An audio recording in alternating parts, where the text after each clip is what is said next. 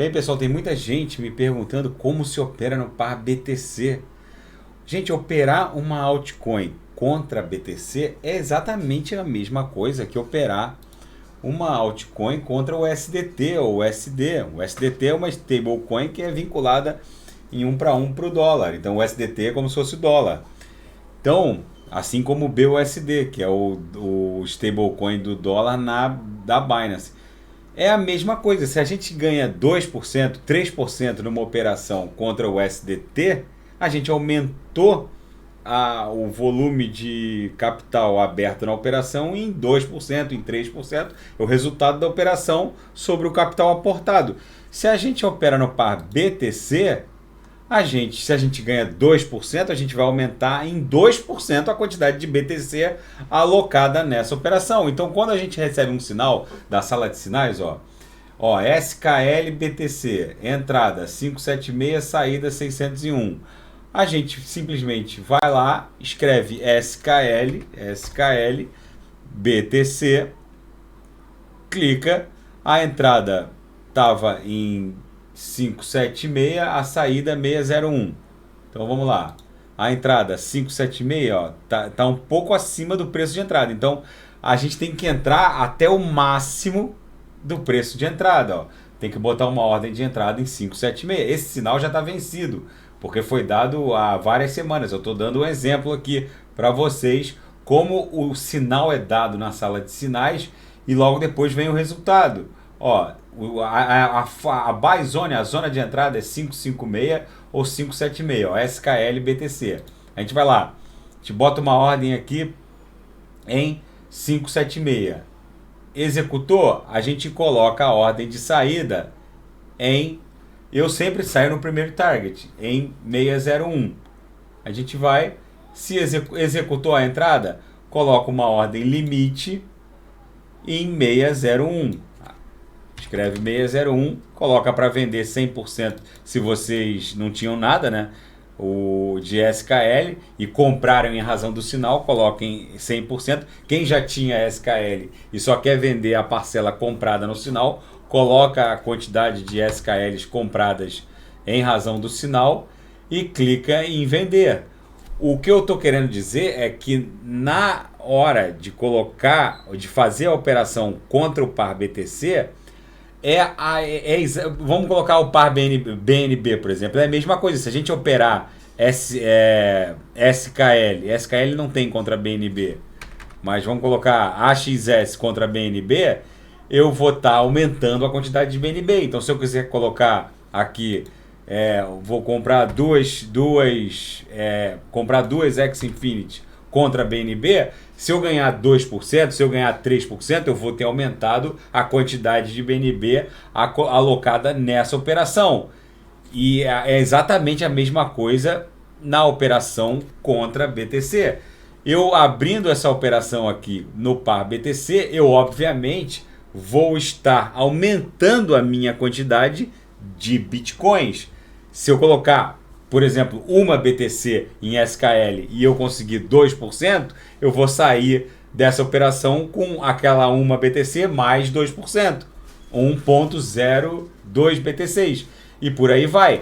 Se a gente abre um sinal contra o USDT e eu coloco 100 USDTs e o resultado dá 2% de lucro, por exemplo, aqui nesse sinal POA BTC, que deu 3,70 de lucro em 10 minutos, o que acontece? Se alguém botou uma BTC nesse par POA BTC, saiu com 1.037 BTCs, porque ele aumentou a quantidade, aumentou o patrimônio dele em BTC. Então não tem mistério. Por que eu dou os sinais em BTC? Porque o nosso alvo para BTC, a gente conhece já, quem acompanha meu canal sabe que nessa corrida de touros, nesse bull run, essa corrida de touros atual, que começou em razão do halving que aconteceu em maio de 2020, de 4 em 4 anos a BTC sofre um halving, que é o corte pela metade das taxas de mineração, e entre 8 e 12 meses depois do halving, acontece uma corrida de touros, exatamente como ocorreu no halving de maio de 2012, que proporcionou a corrida de touros de 2013 e 2014. Exatamente como aconteceu no halving de maio de 2016, que proporcionou a corrida de touros de 2017 e 2018, que levou a BTC de 1.166 para 20 mil dólares. E exatamente como está acontecendo agora, em razão do halving de maio de 2020, que está proporcionando a corrida de touros de 2021, que vai se estender até 2022.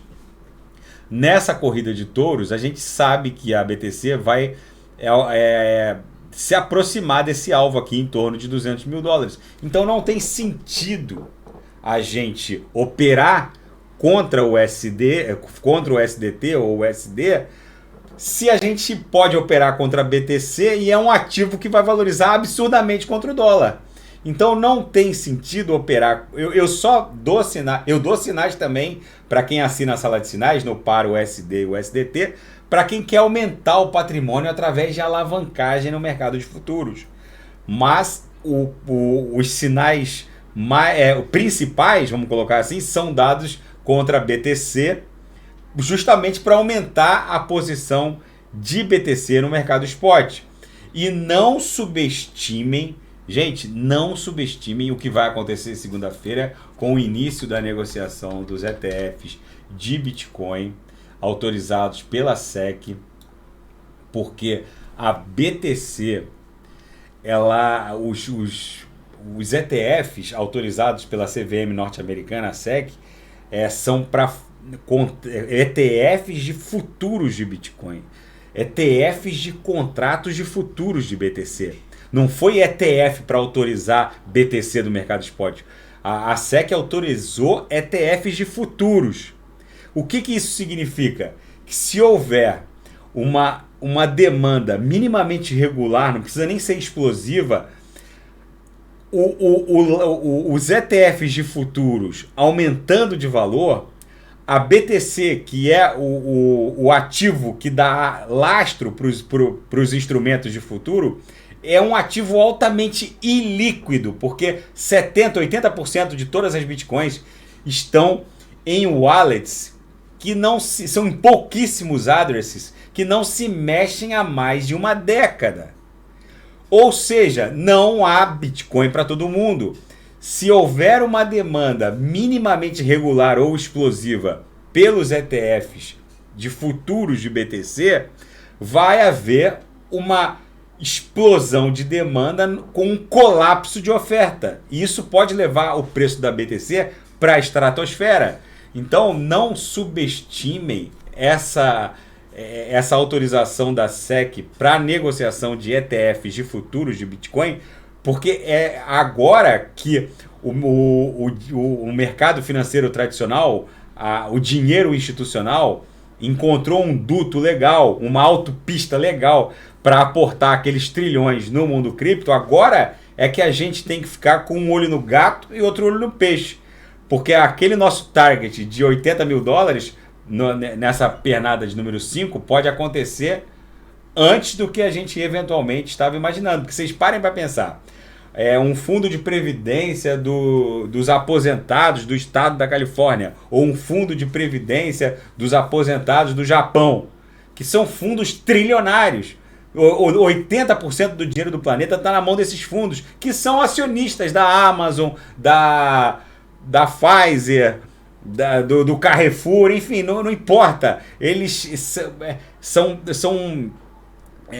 foi a classe média das últimas 4, 5 décadas que produziu riqueza e alocou boa parte da sua riqueza para um fundo de previdência que passou a ser dono das maiores corporações empresariais do planeta. E agora eles têm um meio legal, é como se essa grana toda estivesse numa autopista, numa grande BR, e agora eles têm um meio legal de sair dessa BR e ir para as pistas secundárias, vicinais, e aportar no mundo cripto, porque um gestor de um fundo de previdência dos aposentados do estado de Nova York não pode fazer um Pix ou um TED para a Binance e comprar Bitcoin. Eles têm todo um regulamento de compliance que eles devem respeitar, e agora, com a criação dos ETFs de futuros de BTC, Entrar no mundo cripto é como comprar uma ação da Pfizer. Então, não subestimem o que está acontecendo, porque esse nosso target de 80 mil dólares pode chegar muito antes do que a gente eventualmente estava imaginando. E mais do que nunca, os nossos sinais contra a BTC são valiosíssimos, porque o que importa é aumentar a quantidade de BTC, não de USD, porque a BTC vai se valorizar muito contra o dólar. Eu estava até analisando hoje mais cedo o gráfico da dominância da BTC. A gente vai viver um pumpzinho agora. A dominância vai bater aqui nesse target de 48%. Nesse momento, nessa migração aqui explosiva da BTC, e coincide com a inauguração de a estreia, né, das ETFs no mercado financeiro tradicional, das ETFs de BTC. Esse pump aqui vai criar uma certa catarse nas altcoins, que quando a BTC sobe desse jeito, num primeiro momento as altcoins ficam paralisadas e num segundo momento elas valorizam. Lembrando que a tendência geral da dominância da BTC é de queda, o que não significa desvalorização.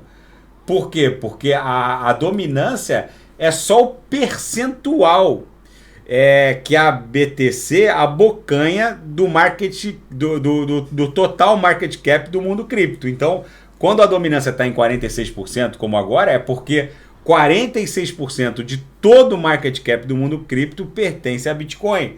Agora, não significa que a BTC esteja desvalorizando, significa só a queda da dominância da BTC significa que o market cap das altcoins agora está em 1 trilhão e 316 bilhões, está aumentando com mais velocidade que o market cap da BTC, justamente porque o capital humano e tecnológico por trás das altcoins tende a aumentar cada vez mais. Aqui, ó, em 2013, 2014, ó, a dominância da BTC era 98%, ó, chegava a quase 100%. Por quê? Porque o capital tecnológico e humano por trás daquelas altcoins dessa época, 2013, 2014, era ridículo. As altcoins eram meia dúzia, só tinha 20, 30 altcoins. Era a Litecoin, a Dogecoin, que era o que foi um fork da Litecoin, criada para monetizar posts no Reddit. E foi criada como uma trollcoin, a Dogecoin. Enfim, não havia capital humano e tecnológico por trás das altcoins. Aí, quando surge a Ethereum em 2017, a mera publicação do white paper da Ethereum já deu um baque na dominância da BTC. Quando a Ethereum começou a ser negociada e lançou a sua blockchain, olha o que aconteceu com a dominância da BTC. Já começou a desabar. Por quê? Porque o mercado migrou, o mercado reconheceu primeiramente o capital humano e tecnológico por trás da Ethereum e fez migrar rapidamente uma boa quantidade do market cap do mundo cripto para as altcoins. Não quer dizer que a BTC tenha se desvalorizado, quer dizer que o dinheiro que chegava no mundo cripto chegava com mais velocidade para algumas altcoins. E não se enganem, porque é tanta bobajada que eu vejo na internet de pessoas dizendo que a quantidade de altcoins só aumenta, então o capital se dilui, o negócio é ficar na BTC. Vocês estão errados. Quando esse market cap aqui, a gente vê, aqui é a totalidade do market cap do mundo cripto com exclusão da BTC. Quando é um market cap das altcoins, ou seja, sem a BTC. Quando a gente olha 1 trilhão 316 bilhões, não se enganem, gente. 90% desse market cap está na mão daquelas altcoins de alta octanagem às quais eu me refiro diuturnamente. Então vocês têm que saber escolher as altcoins e não cair nessa cantilena de que a BTC é a única cripto que seria um porto seguro. O que a gente tem que fazer é aumentar a quantidade de BTC nos sinais contra a BTC, para aí sim pegar essas BTCs e investirem como hold nas melhores altcoins, mas sempre aumentando o patrimônio geral em BTC. Tá entendido, gente? Eu fiz esse vídeo porque é tanta dúvida assim, algumas que eu já havia solucionado aqui e esclarecido em vídeos anteriores, e outras que estavam pendentes, e eu sempre gosto de deixar os meus seguidores devidamente esclarecidos. O nosso objetivo é aumentar o nosso patrimônio em BTC, seja ganhando nos trades com o par BTC, seja rodando altcoins de altíssima octanagem, que tem a capacidade também de multiplicar o nosso patrimônio, no final das contas, em BTC. Tá bom, pessoal? Fica esse registro. Daqui a pouco eu volto para analisar a própria TRX. E quem quiser sugerir alguma análise, é só colocar nas mensagens abaixo. Grande abraço.